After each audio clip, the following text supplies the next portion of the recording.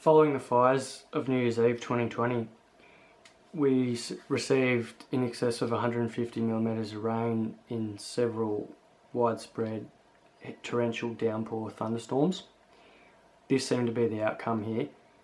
This led to all major rivers and creeks turning black, effectively killing thousands of old fish, cod, trout, redfin, yellowbelly, including the carp, and this is what was left over at the end.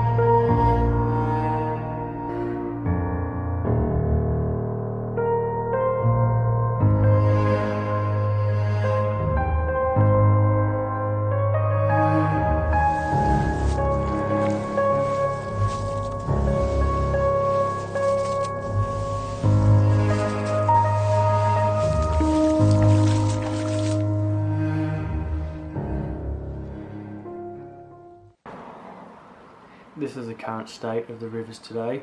It's turned from flat black into a coffee-like colour. It's a lot thinner but still carrying a lot of dirt from a lot of rainfall, which is still happening up in the hills and in these catchment areas today.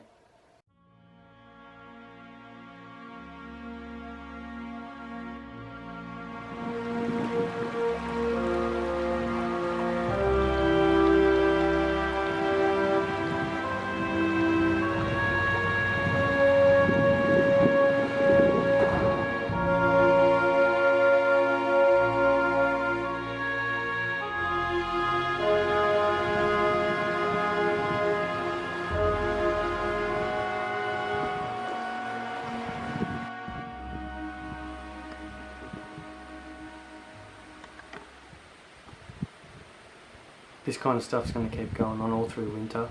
We haven't had proper rainfall yet, and we've got winter coming up where the earth's going to get soft. There's no roots to hold the topsoil on, and most of the topsoil is now in the creeks into the Murray River. The battle's just begun.